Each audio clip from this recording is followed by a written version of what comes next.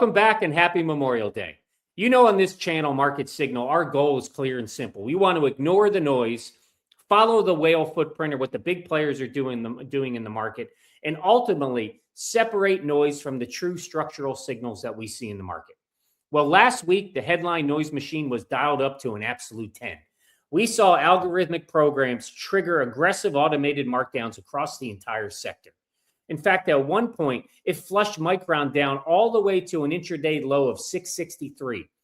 And it hunted trailing stops across the other members of the Fab Four, Western Digital, Seagate, and SanDisk. Retail investors panicked, convinced that the AI infrastructure boom had peaked.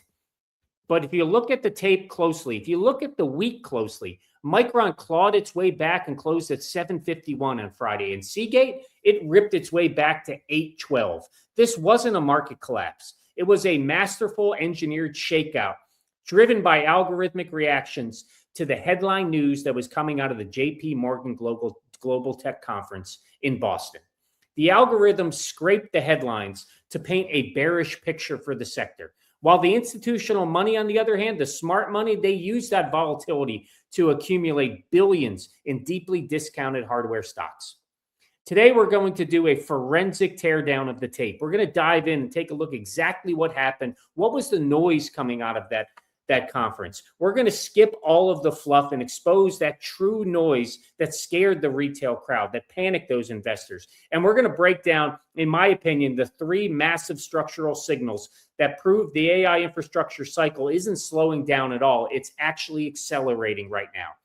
That's what we're going to talk about on today's video. Let's dive into the content. But if you haven't done it already, first, I need you to like and subscribe to this video. Guys, the channel is growing at a massive rate. Let's keep it going. Let's see if we can get to 18,000 subscribers by the end of the month. Appreciate all your support and your engagement. Let's dive in and talk about what we saw last week and what it'll mean for the week ahead. Let's start off by exposing the noise that panicked the algorithmic models. Because the epicenter of the initial sell-off, it happened on Monday, and it came straight from the JP Morgan stage when the Seagate CEO, Dave Mosley, dropped what the media initially labeled as a bearish warning. Let me show you what he said and why it was interpreted that way. But you can see the stock was down 7.5% that day based on the CEO's comments. And it was all related to just factory expansion. He basically said that factories would take too long, and it would potentially set our new factories would take too long and would set up the company with more capacity than it needs. He further went on to say, if I took teams off of working what they are on today to build new factories or to bring up new machines, it would take too long, and we would end up with more capacity. Those comments immediately hit the headlines, and they were interpreted, as I said, as a bearish signal for the sector overall. Because here you have Seagate CEO admitting that while the near-term AI-driven data center demand is heavily outstripping internal forecasts, but they have no plans, no immediate plans to build new physical manufacturing facilities. So the algorithmic models, the computer models, the bearish analysts, they took that article, they took the word delay and instantly triggered a massive sell program across the entire storage landscape, across the entire sector. Because not only did Seagate go down that day, but Western Digital, SanDisk, Micron, they all sold down in sympathy as well. The bearish narrative screamed that we were hitting a cyclical ceiling within the sector. And we are starting or heading towards a repeat of that brutal 2023 inventory glut that we saw in the market. And to compound that panic, there was rumors that were floating through the conference hall on Monday that Apple was starting to play hardball on mobile DRAM pricing, threatening to aggressively squeeze vendor margins for its upcoming AI-enabled device cycle. The retail crowd, they heard Apple margin squeeze, and they immediately started dumping shares. That was the noise in the market. But if we look at the true signal, the institutional signal, it completely flips that thesis on its head. Because as I mentioned, the first thing I will say is I think the article was misinterpreted. And let me pull that back up from the CEO, because I would look at it through a couple different ways. He said they doesn't want to take teams off of what they're working on right now because it would slow the rate of growth on that technology. He's talking all about their HAMR technology. You can see here, the company has qualified the Mosaic 3 HAMR technology across all cloud service providers. It expects to reach 50% exabyte crossover to HAMR in the second half of this year. So I think in general, those comments were misinterpreted. That's the first part, I would say, when the bearish analysts took it and ran. But the real signal that we need to understand is the overcapacity myth is reshaping the supply dynamic in the market. Because when Seagate and Western Digital, when they say they are freezing factory expansion, they aren't warning us about weak demand. They are telling us that they are intentionally gating supply to lock in structural pricing power. Management is refusing to play the old commodity volume game. It's a great signal overall for the sector and for the hard disk players, because they're by deliberately choking off raw capacity growth, they ensure that supply remains permanently constrained while AI demand tracks vertically. Furthermore, look at the shifting power dynamics regarding the Apple rumor. Remember I said it was floating around the conference cycle? Well, the real signal from the conference revealed that the balance of power has completely shifted. And let me show you that article that speaks to that, because this is the piece that we're seeing a tremendous fundamental change. Because as it mentions, Apple is losing its negotiating prowess for DRAM chips to hyperscalers. And if you scroll down here, you're seeing how memory manufacturers are enjoying truckloads of profits by this demand shift. It also changes how they view Apple, a dominant force of nature when it comes to negotiation tactics, particularly for DRAM. The iPhone makers' priorities have also changed. It is no longer prioritized getting the cheapest DRAM prices for its products, but now it's prioritizing on how much supply it can get its hands on. That is a fundamental shift as well in the market. So that is the noise we heard around Apple kind of being aggressive and squeezing the margins is completely untrue. It's actually reverse. The signal is that Apple is trying to get as much of their hands on DRAM supply as they can, which is keeping the pricing power with the manufacturers overall. The name of the game right now isn't squeezing prices. It's securing volume allocation at any cost. And that's exactly what that article showed us with regards to Apple. But the second major kind of forward-looking signal that came out of the conference that we have to talk about is a tectonic architectural pivot that the general financial media completely missed last week. The roadmap for the next generation of HBM4 has officially shifted to TSMC's advanced foundry nodes. And let me show you that article. We can talk about what it means for Micron. But you can see the headline, HBM4 capacity doubles. HBM4E, those orders are shifted to TSMC. Can Micron shares break $1,000? So if I scroll down, you can take a look at the strategic pivot that Micron is doing. So for a more advanced HBM4E generation, Micron's pivot is clear. Core DRAM will upgrade to the 1 gamma process, marking the first integration of extreme ultraviolet lithography, while the base die will transition from in-house development to TSMC's foundry production, with mass production scheduled for 2027. So this was a huge announcement and a massive move for Micron, because up to this point, memory makers handled processing and stacking largely within their own proprietary ecosystems. But as HBM4 base dies transition to hyper-advanced 5 nanometer and 3 nanometer logic to interface directly with next-gen NVIDIA Blackwell Ultra and Rubin architectures, memory makers are starting to partner directly with TSMC. This completely redefines the semiconductor value chain. It transforms high-density memory from an isolated plug-and-play hardware component into a co-designed, customized logic asset. For Micron, it means that their HBM allocation isn't just sold out into 2026. It means that their product roadmap is physically baked into TSMC's advanced packaging ecosystem years in advance. This creates an institutional moat around premium AI memory slots and structurally insulates the company and their margin profile from any standard downward turn. And the timeline on this margin expansion is accelerating at a staggering rate.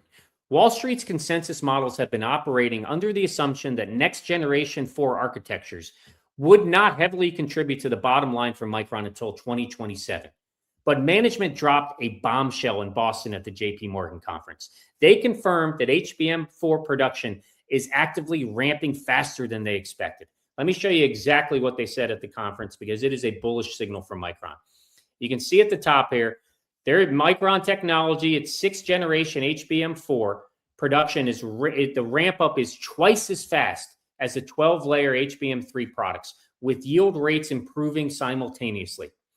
Micron is outsourcing the base die. We talked about that to TSMC, but if you look down below, you can see just 3 months ago, it was assumed that they would be excluded from NVIDIA's supply chain, and now they are becoming a key supplier. The market focus is now on whether Micron stock can propel past the $1,000 mark. So this was a bullish signal overall for the company because we are looking at a product that is accelerating 2 times faster than their HBM3E 12 high architecture did last year. We are looking at an aggressive double speed migration towards ultra high margin premium silicon for Micron, driven by the 1 gamma node, and that becoming the highest volume DRAM node in the company history on a total wafer out basis. When your highest margin product, it ramps at 2 times the velocity than expected. The sell side consensus earnings per share models for late 2026 and 2027 are fundamentally underestimating the reality of this company right now and the reality of the products that they have in the market. Finally, let's talk about the third major structural signal that came out of the conference because it links everything together. It links the data orchestration layer directly to a massive physical crisis in the server rack. And if you want to know where the smart money is moving, you have to realize that the AI build-out is hitting a devastating wall right now. Interconnect starvation and extreme thermal density. So when Astera Labs took the stage live in Boston, they blew the doors off the Wall Street models by guiding next quarter's revenue up a massive 17% sequentially, driven entirely by the deployment of NVIDIA's Blackwell architecture. Let me show you exactly what they said in the conference and why this is important for the build out overall. But you can see they mentioned the revenue they achieved, 14% sequential, 93% year on year. In fact, they dropped the stat that their technology is in over 90% of data centers. So just showing you the importance of this company for the infrastructure build out. But they guided next quarter $360 million in revenue, up 17% at the midpoint, with broad-based growth across all product lines. And that was the big story. They talked about their Scorpio X series and P series switches, which are ramping right now, with Scorpio expected to become the largest product family by year end. They also talked about the PCIe Gen 6 and how that represents over 1/3 of the revenue today. So when they got into, like I said, when they talked about their ramping of these products, how important they are to the data centers, because they are designed to eliminate any data movement bottleneck between compute cores and the high density memory arrays. So this company is incredibly important. But as these hyper-wide connectivity fabrics scale up to pump data at massive velocity, they generate intense thermal footprint. And this takes us to our second company that presented at JP Morgan, which is part of this signal. It's a super micro company because they confirmed this exact physical reality in their executive session, detailing how these hyper-dense configurations are forcing a rapid mandatory industry shift towards total rack level cooling integration. And I can show you the comments that they discussed and just how they're shifting the company overall. You can see here, as you pull up, that they mentioned that they're expanding from a server vendor to a full data center solutions, including liquid cooled integration and DC BBS, targeting a $200 billion revenue opportunity in the coming years. So you start to see companies shift their focus. This is a massive signal as well towards liquid cooling. We know that Vertiv, I mentioned Vertiv, and I'm bullish on Vertiv as well, especially as we move into the summer months. But it appears Supermicro is moving in this direction as well, kind of fundamentally shifting the company overall. And this is the exact function, I would say, or junction, where storage landscape undergoes a permanent structural shift. Because Western Digital, now operating as a high margin pure play HDD powerhouse, disclosed a staggering metric. Let me take you to that last article, because this is a big shift in the market too. And you can see here, they exposed the fact that AI workloads extend from training to large-scale inference data generation, and it is an inflection point. This year, inference is expected to account for roughly 2/3 of all AI compute. This larger focus on inference increases the amount of data generated, which in turn increases the need for data storage. So this is a big play for not only Western Digital, for Seagate, that came out of the conference, that roughly 2/3 of all AI compute power is actively shifting from model training to live inference workloads. Training a model is a one-time capital expense, but running an active continuous network of agentic AI pipelines requires every single token, log, and prompt to be permanently captured and retrieved instantly. Inference is an unquenchable data creation monster. And because traditional mechanical hard disk drives struggle to handle the factors inside a liquid-cooled high-performance AI server rack, the hardware landscape is undergoing a mandatory structural division. They are migrating entirely to high-density enterprise SSDs developed by flash giants like Micron and SanDisk. Meanwhile, the massive back-end data lakes shift to the next-generation mass-capacity HDDs, where Western Digital and Seagate completely dominate the cost per terabyte equation for the hyperscalers. So guys, those are the three big structural signals that came out of the conference, in my opinion, that are bullish signs for the sector overall. So now that we've wiped away or kind of stripped away all the fluff and the noise, and we laid out the facts with those structural signals, we need to talk about what we think these stocks will look like when the opening bell rings tomorrow morning and the market opens. So first, let's jump to Micron. Micron, you know, we closed at 751 on Friday on a 36 million, I think it was 36 million shares of volume overall for the company. So close there.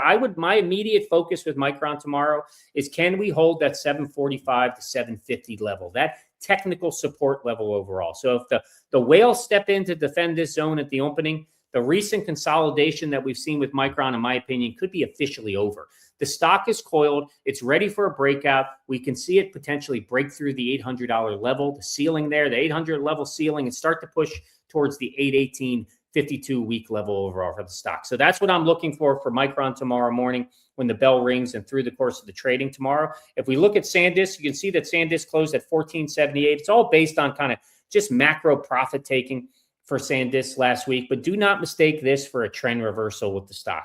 Wall Street's long-term price targets still sit as high as $23.50 with SanDisk, all based on the $11 billion in multi-year hyperscaler contracts that the company has locked up. So I would look at the 1450, the 1465 level tomorrow of support. If institutions step in to absorb shares, if it pulls back to that level, I think we're ready to see it confirms a technical reset with the stock before it moves towards next leg up overall. If we jump over to Western Digital, you know, Western Digital printed a tight, disciplined close on Friday. You can see it closed at 484, because the market is still completely underestimating their vertical margin expansion from the 40 terabyte EPMR rollout that they have. So I would watch the 478 low watermark level from Friday session. If Western Digital opens tomorrow and holds above the 480, it indicates that institutional reaccumulation is actively underway to capture the impending 52% EBITDA expansion that this company has. And finally, Seagate. Let's take a look at Seagate. Seagate was up this week. So despite the media completely misinterpreting the CEO comments on last Monday related to capacity growth, Seagate did show immense relative strength, finishing Friday up at 812. So I would watch the 800 level tomorrow for Seagate. Management's deliberate capacity gate means pricing power belongs entirely to Seagate. If the stock defends 800, the supply gate thesis is officially validated by the tape. So guys, the bottom line for me is simple when we separate noise from signals. Remember, the ghost of cyclicality will always be weaponized by the mainstream media to generate panic and sell clicks for this sector. But while the retail crowd flees the room out of fear, we have to look at what the smartest institutional minds on Wall Street are doing. They are looking at 5-year supply agreements for this sector, for the memory titans. They're looking at Micron with 2 times the acceleration rate for HBM4 compared to HBM3E. And they're looking at the massive inference storage mandate that we see in the market. So the whales, they're not fleeing the room. They are loading the boat with this sector right now. They maintain a bullish sentiment overall. So for me, the bottom line, as I mentioned, is don't fall for the trap. This sector is still strong. It's set up for a massive run moving forward, and these companies have huge demand in the market, and they remain in a very strong position overall. I hope you guys had a great holiday. I hope you enjoyed the video, and I look forward to seeing you tomorrow after the market close. Take care.